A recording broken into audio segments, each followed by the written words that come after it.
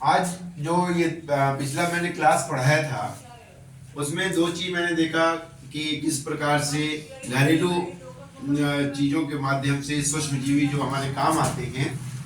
उसके बाद इंडस्ट्री में गए, इंडस्ट्री की चीज़ों को मैंने देखा कि किस तरह से या हम बायोमोलिकुल्स को माइक्रोब्स को सूक्ष्म जीव को हम लोग यूज करते हैं। अब तीसरा है वाहित मल। पानी होता है हमारे देश में, काफ़ी कारखाने हैं, वहाँ से निकलने वाले जो जल रहता है, जो प्रदूषित जल रहता है।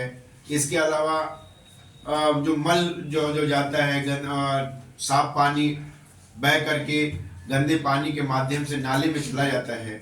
तो वास्तव में इन पानी को किस प्रकार से साफ किया जाएगा इसको हमको समझना है। सबसे पहले हम देखते हैं कि वाहित मल को किस तरह से हम इसको डिफाइन कर सकते हैं।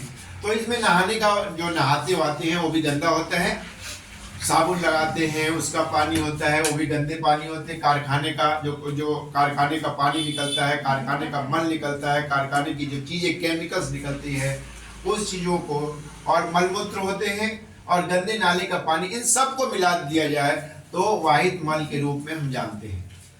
हमारे देश में कई परियोजनाएं चल रही हैं और गंगा नदी को साफ करने के लिए गंगा की कई योजनाएं हैं। और इस चीज को हमको समझना है कि वास्तव में कि इतनी बड़ी योजना, अरबों अरबों का जो पैसा दिया जाता है गवर्नमेंट की तरफ से, कहाँ और कैसे खर्च होता है, इस बात को समझने की जरूरत है। तो हम एक स्टेप बाय स्टेप में हम इसको कोशिश करेंगे समझाने का। जैसे अब सबसे पहला हमने 3 कंटेनर लिया है, 3 टैंक बना लो कि 3 टैंक बनाए, 1 tank, 2 tank, 3 tank. First step, second step and third step. इसमें क्या होता है कि पहले में जो वाहित मल है, तो वाहित मल के साथ ये सब सारा चीज आ रहा है। तो ये नाले का पानी है, नाली में कई चीज हमने फेंका है, वो सबसे चीज मैंने उसमें पॉलीथीन भी है, मिट्टी भी है, सारी चीजें जो होती हैं एक पाइप के द्वारा हम एक टैंक में ले आते हैं। जब ये टैंक में लाते हैं तो टैंक में लाएंगे तो क्या मतलब है टैंक का?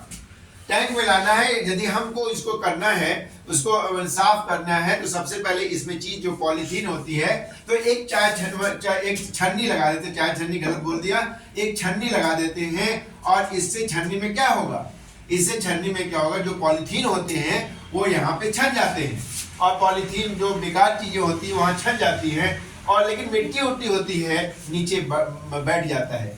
इस प्रक्रिया को क्या कहते होंगे? तो चूंकि ये छनने की प्रक्रिया है तो इसको निस्यंदन कहते हैं या फिल्ट्रेशन कहते हैं इंग्लिश में। अब ये छन गया तो ये वायु जो बैठ गया, जो मिट्टी उट्टी है वो बैठ गया, तो ये पानी है। इस पानी में क्या क्या है? इस पानी में बैक्टीरिया, ऐसे कैसे बैक्टीरिया जो हमने पढ़े हैं, टाइफाइड पैदा कर सकते हैं, विभिन्न प्रकार के रोग पैदा कर सकते हैं। इसके अलावा बहुत से कार्बनिक पदार्थ हैं जो कार्बनिक यौगिक हैं, जो हमारे शरीर के लिए बहुत नुकसानदेह हैं। तो इनको हमको साफ करने की जरूरत होती है। लेकिन सबसे पहले क्या हुआ कि हमने इसको थोड़े देर के लिए हमने इसको स्थिर रख दिया, जिससे मिट्टी उट्टी नीचे बैठ गई और अवसादन की प्रक्रिया संपन्न हो गई और ये फिल्ट्रेशन की प्रक्रिया संपन्न होती है। तो उसके बाद इस टैंक का संबंध क्या होता है, दूसरे टैंक से कर देते हैं। तो भाई ये जितने भी चीज केमिकल वाली चीज है और जितने भी ऑर्गेनिक सब्सटेंस है, जितने भी नुकसानदेह बैक्टीरिया है, सब यहाँ पर उड़ के चले आए और इसके चले आए। क्यों लाए हैं? अब इसको मारना है बैक्टीरिया को। बैक्टीरिया को मारने के लिए हम सूक्ष्म वायवीय सूक्ष्म जीव का प्रयोग करते हैं। वायवीय का मतलब होता है ऑक्सीजन। ऑक्सीजन इसमें काफी मात्रा में आ रहा है, ऑक्सीजन की उपस्थिति में ही इसको डाला जाता है। तो ऑक्सीजन की उपस्थिति में डाला जाता है तो एक शब्द यूज होता है जिसे हम कहते हैं BOD।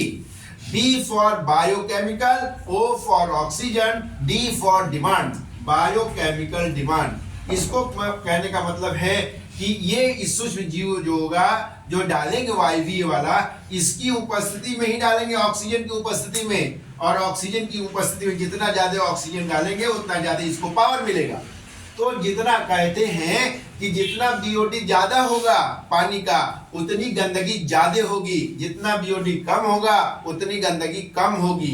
ये क्वेश्चन जो नीट में एग्जाम में आते हैं, जो मेडिकल प्रतियोगिता परीक्षा में, तो इसमें ये क्वेश्चन पूछे जा सकते हैं। यदि हम देखते हैं कि ये जो बड़े बड़े, ये देखिए खूंखार टाइप के छोटे छोटे हैं, तो इनके लिए बड़े बड़े माने जो सूक्ष्म जीवी हैं, अब इनका दम, इनकी आंखें इन्हीं पे लगी रहती है। अब ये क्या करने का मतलब, इसका इंटरकनेक्टर, इसको खाना है। अब ये खाएंगे, इनको खाएंगे, इसमें ऑर्गेनिक भी चीज सब्सटेंस होंगी, जो जो नुकसानदेह हो इसको खा लेंगे। गप गप गप गप खाया, खा करके मोटा गए। अब मोटा गए तो उसके बाद कहाँ रहेंगे, नीचे बैठ जाएंगे। अब जब ये बैठ गया तो ये तो सारी चीजों को खा लिया, सारी चीजों को जो नुकसानदेह चीजें वो तो खा लिया। अब क्या होता है, ये खा लिए तो ये भी तो है, तो इनके लिए भी ये बैठ के जगह छींक लिए, और जगह छींक लिए तो अब ये तो पानी कुछ साफ हो गया।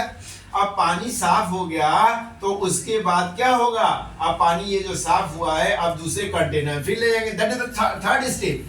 जब ये थर्ड स्टेप होता है तो अभी हम वायवीय सूक्ष्म जीव को हम प्रयोग कर रहे थे, इसको माने उसको खाने के लिए। अब क्या होगा, अब जो अवायवीय जिसमें ऑक्सीजन की कोई जरूरत नहीं, ऑक्सीजन की जरूरत नहीं है तो ज्यादा से ज्यादा इसको थोप देंगे। जब जो ज्यादा थोपेंगे, आप क्यों थोपेंगे, क्योंकि ये भी जो होगा अपना जो एक अधिकार कर रहे थे, ये छोटे छोटे ये जो बड़े बड़े देते, तो ये क्या करेंगे, अवायवीय सूक्ष्म जीवाणु जो होते हैं इसको खा जाएंगे।